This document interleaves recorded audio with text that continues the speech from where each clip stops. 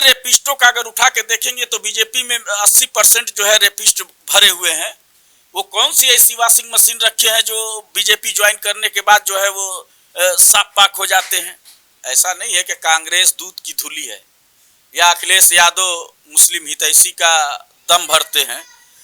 जैसे देहात में एक कहावत है कि सियरा हुए है रउआ बदल लेवा। जंगे आज़ादी की जब लड़ाई लड़ी जा रही थी उस समय हमारे वतन के दीवानों पे अंग्रेजों ने बुलडोजर नहीं चलाया, उनके नहीं कुचला, लेकिन इस सरकार की मंत्री ने किसानों के मुद्दे पे उनको कुचल के मार डाला। कौन सी एजेंसी काम की? ये बहराइच की जो घटना है, अगर पुलिस इसको कंट्रोल कर ली होती वहां तो ये इतना बड़ा हादसा होता ही नहीं। पहली बात, ये कहीं न कहीं एक सोची समझी साजिश के तहत कराया जाता है चुनावी लाभ के लिए। दर्शकों, फिलहाल हमारे साथ बातचीत करने के लिए नूरुल हुदा साहब मौजूद हैं। नूरुल हुदा साहब एक मुखर प्रवक्ता हैं जो किसी भी मुद्दे पे अपनी खुली राय रखते हैं। आप दलितों और पिछड़े मुसलमानों की अगुवाई करते हैं। सर, बहुत बहुत स्वागत है आपका। शुक्रिया। सबसे पहले हम जिन मुद्दों पे बात करना चाहते हैं उनको ज़रा सा साइड रख के हम बाबा सिद्दीकी साहब के ये जो मर्डर है इस पे आम लोग क्या सोचते हैं, एक महाराष्ट्र की इस घटना पे यूपी पे कितना असर पड़ रहा है, कैसे इस पूरी घटना को देखते हैं? देखिए, ये पॉलिटिकल हत्या है और बाबा सिद्दीकी की डेथ पे महाराष्ट्र नहीं पूरा देश चिंतित है। ये कहीं न कहीं लोकतंत्र की हत्या है और जिस तरीके से जो ये सिलसिला जो चल रहा है, अभी आपने देखा कि लोग बिश्नोई को, फलाने को, ढकाने को लोग कर रहे हैं। मैं इस पे नहीं जाता कि मारा कौन, किया क्या, इस देश की सरकारें क्या कर रही हैं और उन मजबूत मुसलमान को सिर्फ member of parliament, member of assembly को ही टारगेट क्यों? ये एक सवाल है आपके माध्यम से सरकार से हमारा। आपका कहाँ नजरिया है कि मेंबर ऑफ पार्लियामेंट को ही टारगेट किया जा रहा है? अरे भाई, बाबा सिद्दीकी का अभी आपने देखा, इसके पहले मुख्तार अंसारी को जेल के सलाखों में जहर दे के मार डाला गया। उससे पहले अतीक और अशरफ को पुलिस कस्टडी से ले जाते समय गोलियों से भुनवा दिया गया। उससे पहले शहाबुद्दीन को जेल से निकाल करके इलाज के दौरान मार डाला गया। ये कहीं ना कहीं एक सोची समझी साजिश है और इसके पीछे किसका हाथ है, मैं एजेंसियों से उसका उजागर कराना चाहता हूं और ये जांच का विषय है। इस पे माननीय अदालत की किसी जज की निगरानी में एक जांच कराया जाए और जांच कराने के बाद इसका खुलासा होना चाहिए, बात जनता के सामने आना चाहिए कि आखिर ये हत्याएं जो हो रही हैं, ये आप बताइए कि संविधान की कौन सी ऐसी धारा है, कॉन्स्टिट्यूशन का कौन सा ऐसा आर्टिकल्स है जो इस बात की इजाजत देती है कि जेल के अंदर अगर कोई मारा जाता है तो उसकी जिम्मेदारी किसकी है? सरकार की है। और पुलिस कस्टडी में मारा गया तो उसकी जिम्मेदारी किसकी है?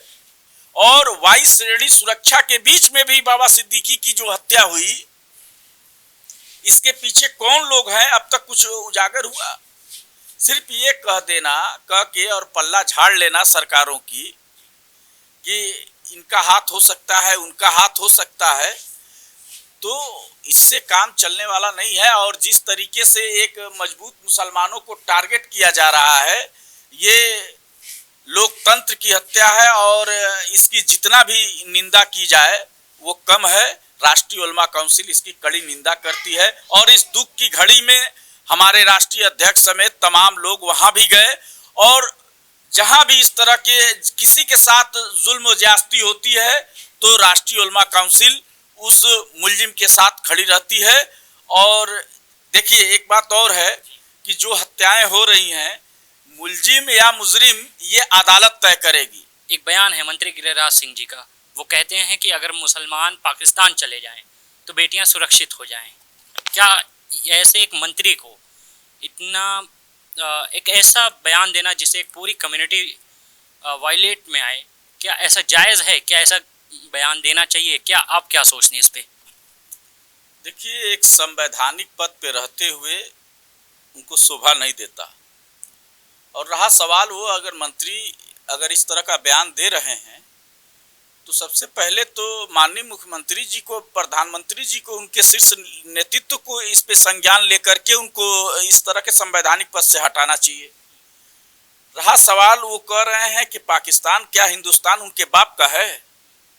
जंगे आज़ादी में जब हमारे वतन के दीवाने, तिरंगा के चाहने वाले, मुल्क को आज़ाद कराने के लिए जब एक तरफ इस देश का एक नेता हुआ करता था जो ये नारा देता था कि तुम मुझे खून दो मैं तुम्हें आज़ादी दूंगा, तब ये अंग्रेजों की दलाली किया करते थे। इनके लोग काला पानी से माफीनामा लिखा करते थे।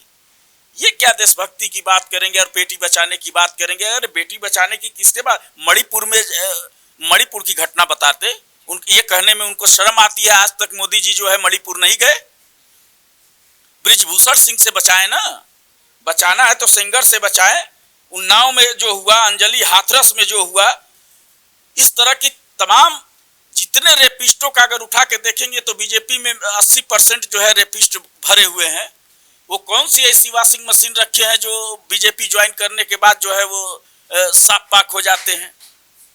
और ये बेटी पढ़ाओ बेटी बचाओ का नारा देने वाले, ये जितना आज के डेट में महिलाएं असुरक्षित हैं इस सरकार में।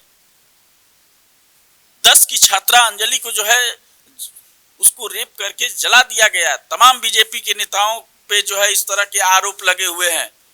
जितने सांसद हैं उसमें 80% जो है दागी सांसद हैं उनके। वो क्या बात करेंगे इस मुद्दे पे? ब्रजभूषण जी के ऊपर तो आरोप लगा पर साबित तो नहीं हो पाया। तो ऐसे तो सरकार उनकी है, एजेंसी उनकी है। सरकार में जो लोग हैं, ये बताइए कि वही टेनी जो है, हाँ, जंगे आज़ादी की जब लड़ाई लड़ी जा रही थी, उस समय हमारे वतन के दीवानों पे अंग्रेजों ने बुलडोजर नहीं चलाया, उनके नहीं कुचला, लेकिन इस सरकार की मंत्री ने किसानों के मुद्दे पे उनको कुचल के मार डाला। कौन सी एजेंसी काम की? ये सीबीआई, सीआईडी और जो भी एजेंसियां हैं इस देश के अंदर, वो कहीं न कहीं बीजेपी की कार्यकर्ता बन के काम कर रही हैं। यहाँ तक कि चुनाव आयोग जो है बीजेपी की कार्यकर्ता बन के काम कर रही है। इस देश में आखिर कौन सी ऐसी आफत आई? इस देश के अंदर पहली बार इस देश के सुप्रीम कोर्ट के 4 जजों को आकर के पीसी करना पड़ा। यहाँ अर्थशास्त्र के स्टूडेंट को यहाँ उसका मुखिया बनाया गया और तमाम गुजरातियों को ला करके, चाहे किसी भी देश का, किसी भी कंस्ट्रक्शन का, चाहे कोई भी ठेका हो, उनको ले आके भर के देखिए। जब देश का नेता और इस किसी भी देश का जब राजा, जब व्यापारी हो जाएगा तो हर चीज में नफा और नुकसान करेगा। फिर लोकतंत्र वहीं से धीरे धीरे खत्म होती जाती है और ये कहीं न कहीं ये सरकार तानाशाह के तरफ बढ़ती जा रही है। और आपने देखा हिटलर का क्या हश्र हुआ। तो जो, और उनके भाषण को देखिए, इनके कार्यशैली को देखिए, इनके रवैये को देखिए, तो मोदी जी कहीं न कहीं जो है हिटलर को फॉलो करते हैं। और जो हाल हिटलर का हुआ, कहीं न कहीं वही हाल इनका भी होगा। हाल ही में उत्तर प्रदेश में उपचुनाव की डेट घोषित हो गई है। किस दिन चुनाव होंगे इसका खुलासा हो गया है। कैसे देखते हैं इंडिया गठबंधन में अखिलेश यादव और राहुल गांधी की जोड़ी उत्तर प्रदेश में कितना उपचुनाव में काम कर पाएगी, या क्या फर्क पड़ेगा, माहौल कुछ बदलेगा? क्योंकि 2 साल में 2 साल में चुनाव भी है विधानसभा। तो कैसे देखते हैं इन सारे मामले को? देखिए, ये सब कुछ किया धरा कांग्रेस का ही है। ऐसा नहीं है कि कांग्रेस दूध की धुली है या अखिलेश यादव मुस्लिम हितैषी का दम भरते हैं। जैसे देहात में एक कहावत है कि सियरा हुए है रउआ बदल ले बा। ये दोनों वही है। जैसे आज अखिलेश यादव भी बार बार ये कहते हैं कि मोदी जी दंगाई हैं, गुजरात का दंगा सबको याद है। लेकिन मैं पूछना चाहता हूं कि मुजफ्फरनगर का दंगा लोग भूल गए? वहां बुलडोजर नहीं चला था, लेकिन इस कैंप में 15 दिन राष्ट्रीय उलमा काउंसिल पूरी टीम को लेकर के जाकर के वहां पूरी राहत कैंप को लेकर के जाकर हमने अपने आंखों से देखा है कि वो एक ऐसा भयावह स्थिति थी कि यहाँ मुजफ्फरनगर दंगा में कत्लेआम हो रहा था और वहां सैफई डांस हो रहा था।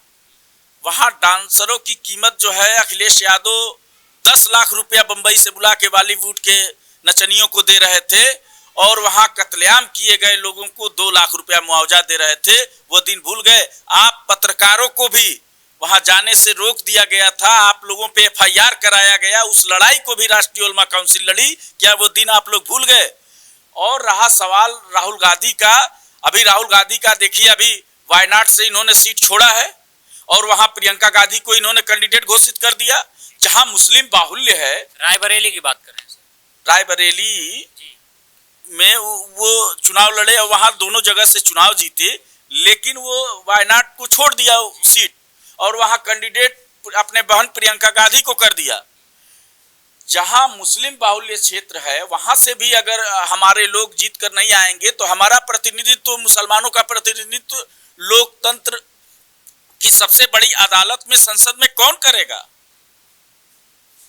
और वैसे भी मुस्लिम रहित इंडिया हो चाहे NDA हो, ये मुस्लिम दल रहित ये दोनों पार्टियां, हर दल, देखिए कुर्मी का एक छोटी सी पार्टी है उसको तो ये लोग सटा लेते हैं, मौर्या को सटा लेते हैं, यहाँ राजभर की एक छोटी सी पार्टी है उसको सटा लेते हैं, उन तमाम लोगों को सटा लेते हैं। लेकिन इनके तमाम बेईमानी के बावजूद भी 18% हमको बताते हैं, 18% वाले मुस्लिम दल को आखिर कोई भी इंडिया चाहे NDA क्यों नहीं स्थान देती है? पर ऐसा देखा तो जा रहा है कि अखिलेश यादव या राहुल गांधी खुद मुसलमानों की अगुवाई तो कर रहे हैं। कौन सी अगुवाई कर रहे हैं बताइए? इतने हादसे हुए हैं, कहीं अखिलेश यादव बोले हैं? अभी एक यादव की हत्या हो जाती है तो अंगना करने सबसे पहले पहुंच जाते हैं।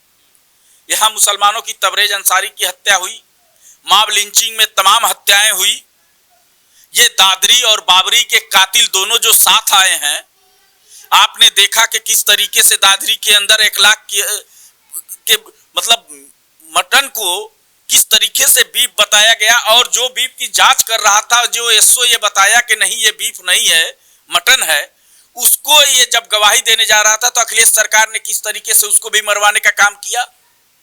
ये कौन से मुस्लिम हितैषी का दम भरते हैं लोग? ये दोनों वही हैं। और इनके आज जो RSS को ये राहुल गांधी टारगेट कर रहे हैं, आज मोहब्बत की जो दुकान चला रहे हैं, ये मोहब्बत की दुकान और नफरत की दुकान के बीच में मुसलमानों को जो पीसा जा रहा है दोनों तरफ से, ये बताएं कि हमारे मुद्दे पे कौन सा सवाल इन्होंने उठाया, हमारे फंडामेंटल राइट्स के लिए कौन सा इन्होंने मुद्दा उठाया। अभी लोकसभा चल रहा था, मैं पूछना चाहता हूं राहुल गांधी जी से कि आर्टिकल 341 पे जो जिस तरीके से बाबा भीमराव अंबेडकर ने, बहुत ईमानदारी से मैं मुबारकबाद देता हूं बाबा साहब को कि उन्होंने गोल मेज कॉन्फ्रेंस से लेके और 1937 एक्ट जो बना, यहां तक कि 9 अगस्त 1950 तक संपूर्ण दलितों का आरक्षण निहित था, जैसा कि बाबा ने डिमांड किया था कि इस देश के अंदर हिंदू, मुस्लिम, सिख, ईसाई के अलावा एक 5वीं कौम दलित बस्ती है और वो हर धर्मों में पाई जाती हैं वो जातियां। जैसे आप देखते हैं कि नाली साफ करने वाले मेहतर हैं, वो हिंदू में भी हैं, वो सिखों में भी हैं, वो ईसाई में भी हैं, वो मुसलमानों में भी हैं हलालखोर। इसी तरीके से तमाम काम करने वाले, चाहे बढ़ई हैं वो हर धर्म में हैं, चाहे वो धोबी हो वो मुस्लिम में भी हैं, ईसाई में भी हैं, सिख में भी हैं, मुसलमान में भी धोबी हैं। तो ये कहते हैं कि हम धर्म के नाम पे नहीं, हम धर्म के नाम पे आरक्षण है ही नहीं है, वो तो पेशे के आधार पे आर्थिक स्थिति के आधार, आर्थिक development, socially development, economically development और पॉलिटिकल डेवलपमेंट, सत्ता के मुख्य धारा से जोड़ने के लिए इन तमाम पिछड़ी और पसमानदा को जो लाया गया, आरक्षण का प्रावधान हुआ ताकि इनको मुख्य धारा में लाया जा सके। लेकिन आज उसी आरक्षण को लेकर के आज हरिजन कहां से कहां पहुंच गया। 1984 के पहले यादवों की स्थिति क्या थी, मंडल कमीशन आया, मंडल कमीशन के बाद आज ये यादवों की स्थिति क्या है। आज वो देश के सर्वोच्च कुर्सियों पे बैठ चुके हैं। इस उत्तर प्रदेश के मुख्यमंत्री के कुर्सी पर 4 बार समाजवादी की सरकार बन चुकी है, बसपा की 4 बार की सरकार बन चुकी है। आजादी के बाद एक भी कोई मुसलमान मुख्यमंत्री नहीं हुआ। 18% होने के बाद भी 7% यादव है, वो 4 बार मुख्यमंत्री बन गया और प्रधानमंत्री का सपना देख रहा है। 11% चमार है और संपूर्ण दलित मिलाकर के 23% है। वो जो है 4 बार अपने बेटी को मुख्यमंत्री यहां बना लिया और प्रधानमंत्री का सपना देख रहा है। मुसलमानों का कोई पॉलिटिकल सोच है कि ये हम कब तक किसी के झंडे का डंडा बनने का काम करेंगे। और दूसरी चीज ये है कि हमारे मुस्लिम दलें जो है ये अभी उभरती हैं, तब तक जो है अभी ये ग्रास रूट पे काम करती नहीं। अभी तो इनको जहनसाजी करने का जो काम है वो जहनसाजी करते नहीं। थोड़ा सा मजबूत हुए तो अपनी राजनीतिक हैसियत बढ़ाने लगते हैं और बाप बेटे की राजनीति शुरू हो जाती है, चाहे वो पीस पार्टी हो, चाहे वो MIM हो, चाहे वो कोई भी हो। तो पहले हम जहनसाजी करें, जो जिसका हक है सबको जोड़ के लेके चलें, ग्रास रूट पे काम करें, जहनसाजी करें और एक मिशन के तहत जब तक तहरीकें बाकी रहनी चाहिए। जब मिशन बाकी रहेगा तो जो अगुआ है वैसे भी वो अगुआ ही रहेगा। एक और बहुत ट्रेंडिंग मुद्दा है इस वक्त, बहराइच में एक हिंसक घटना हुई और एक घर से एक दूसरा झंडा उतार के तीसरा झंडा कोई लगाने की जैसी घटना। इनमें एक पुलिस के आला अधिकारी नंगी बंदूक लेके रोड पे टहल रहे हैं, उपद्रवियों को रोक रहे हैं। एक ऐसी घटना बाई इलेक्शन के ठीक पहले आती है। क्या ये पूरी घटना का इलेक्शन पे कोई असर पड़ रहा है या ऐसे रह के धार्मिक मुद्दे क्यों आगजनी हो जाते हैं, क्यों धार्मिक मुद्दे कहीं ना कहीं आग पकड़ लेते हैं और ये अभी है या इस पे पूरी घटना को देखते कैसे हैं आप? देखिए, जब भी भाजपा की सरकार आती है और या समाजवादी की सरकार आती है तो इस तरह की घटना पे इनका लॉ एंड ऑर्डर मेंटेन ये लोग नहीं कर पाते हैं। ये लोग अपने कार्यकर्ताओं पे इनका लगाम नहीं है। और ये बहराइच की जो घटना है, अगर पुलिस इसको कंट्रोल कर ली होती वहां तो ये इतना बड़ा हादसा होता ही नहीं। पहली बात,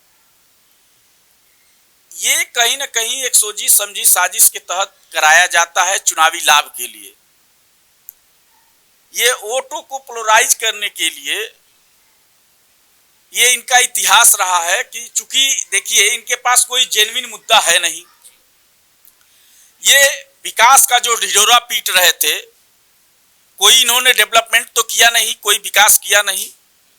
जो भी विकास हुआ वो अपराध में विकास हुआ है, भ्रष्टाचार में विकास हुआ है, महिलाओं के अपमान में विकास हुआ है, महिलाओं के शोषण में विकास हुआ है। मैं देख पा रहा हूं और इनका जो विकास हुआ है, जिस देश का GDP घटता जा रहा है, इस पे ये बहस करेंगे नहीं। ये डेवलपमेंट पे कोई बहस करेंगे नहीं, कोई अस्पताल बनाए नहीं, कोई यूनिवर्सिटी बनाए नहीं, कोई सड़क बनवाए नहीं। तो ये मुद्दा इनका क्या होगा? यही हिंदू मुस्लिम मंदिर मस्जिद। अब जनता इस बात को समझ रही है, नौजवानों को रोजगार चाहिए, बेरोजगारी अजगर सांप की तरह से मुंह बाकर के खड़ी है। इस पे कोई डिबेट नहीं करेगा। डिबेट करेंगे कि मुसलमानों को पाकिस्तान भेज दिया जाए, मुसलमानों को जो है इस देश में रहने का अधिकार नहीं है, CAA ला दिया जाए, NRC ला दिया जाए, मंदिर बनवा दिया जाए। ये सरकार का काम मंदिर बनवाना नहीं है। सरकार का काम है अस्पताल बनवाना, रोड बनवाना, शिक्षा व्यवस्था को दुरुस्त करना, लॉ एंड ऑर्डर को मेंटेन करना, यूनिवर्सिटी बनवाना, बेरोजगारी को दूर करना, नौजवानों को रोजगार देना। जो सरकार का काम है उसको वो नहीं कर रही है। ये इस देश की अर्थव्यवस्था आज देखिए चरमरा गई है। आज देख लीजिए कि मिडिल क्लास के लोग त्राही त्राही कर रहे हैं, परेशान हैं, कोई काम नहीं है। जिनके बच्चे पढ़ने वाले हैं, आज एजुकेशन को प्राइवेटाइजेशन करके जिस तरीके से लूटपाट मची है, जिस रिक्शा चलाने वाले का बेटा अब ये सपना नहीं देख सकता कि हमारा बेटा इंजीनियर या डॉक्टर बन सकता है, या जो इस देश की 84% जनसंख्या है, जो आर्थिक रूप से इस देश में भूखमरी बढ़ती जा रही है, इस पे कोई काम इनका नहीं है।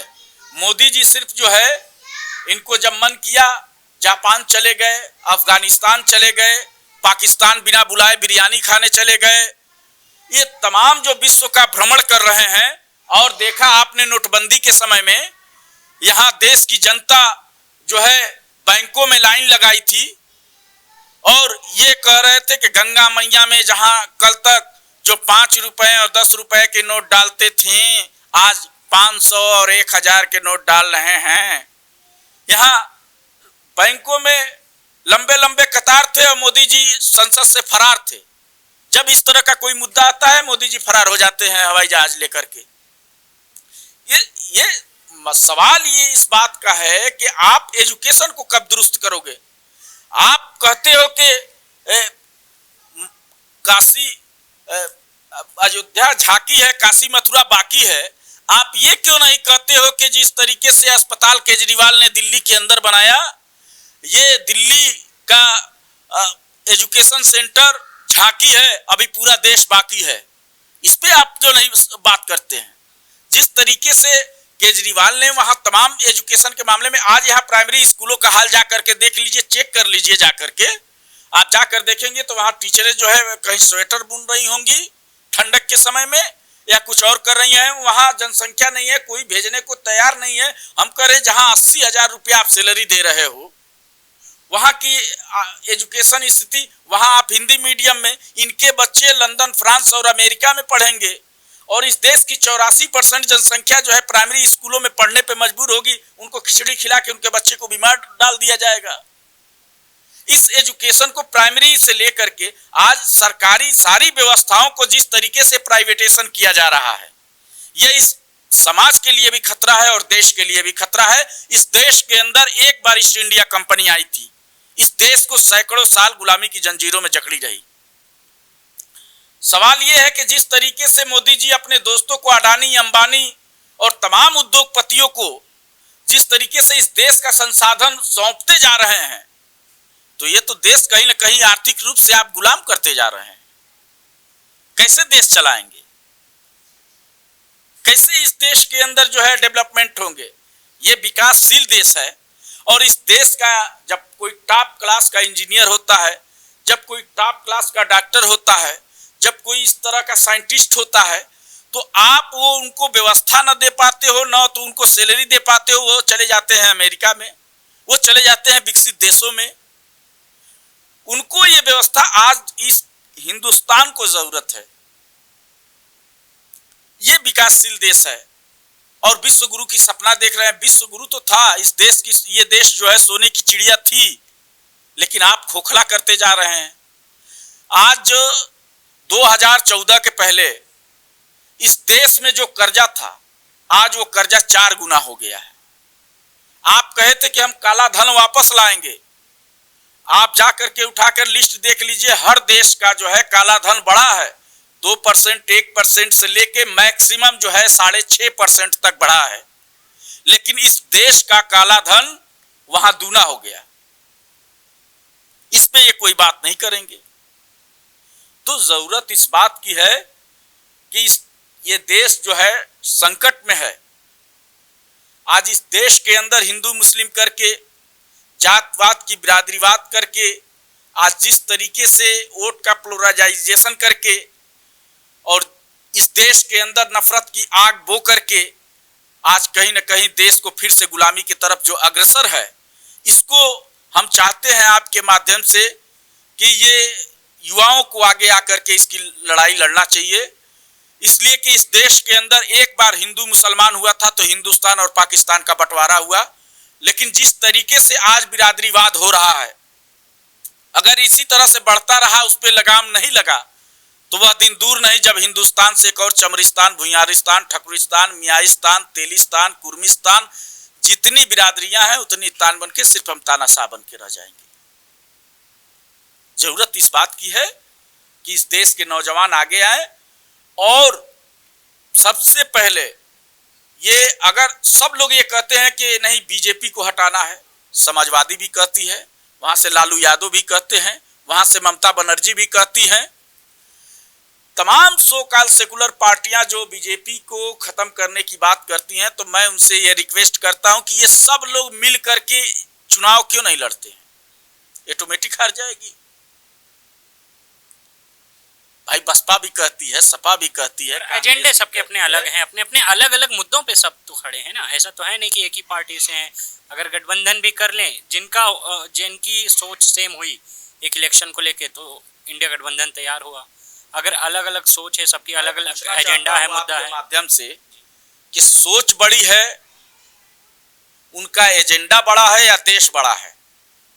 जब देश बचेगा तब आपकी सोच बचेगी, जब देश बाकी रहेगा तब आपके एजेंडे बाकी रहेंगे, जब देश बाकी रहेगा तब आप आरक्षण बचा पाएंगे, जब देश बचेगा तब यादवों को नौकरी अखिलेश यादव दिला पाएंगे, जब देश बचेगा तब राहुल गांधी जी जो है प्रधानमंत्री बन पाएंगे या समाज सेवा कर पाएंगे, तब मोहब्बत की दुकान लगा पाएंगे। जब देश ही बाकी नहीं रहेगा तो ये मोहब्बत की दुकान लगाए, वो नफरत की दुकान लगाए बैठे हैं, और इन दोनों के बीच में जो है गरीब मजदूर, किसान, बेरोजगार और मुसलमान पीस रहा है। बिल्कुल ये सही बात रही। मैंने जैसे शुरू में बताया था आपसे कि नूरुल हुदा साहब बहुत मुखर प्रवक्ता हैं। इनकी बातें कहीं ना कहीं हमें सोच में डाल देती है कि आज के समय में, जब भारत के 76 साल हो चुके हों आज़ादी के, आज के समय में जहां डेवलपमेंट में हमें चाँद पे होना चाहिए, आज भी हम वही हिंदू मुसलमान जैसे छोटे मुद्दे पे हैं। हालांकि ये मुद्दा छोटा नहीं है, पर इस पे गलत नज़र रखने वाले लोग छोटे हैं। हमारे साथ ये बातचीत देखने के लिए आपका बहुत बहुत शुक्रिया। आप देखते रहिए ज़िया न्यूज़।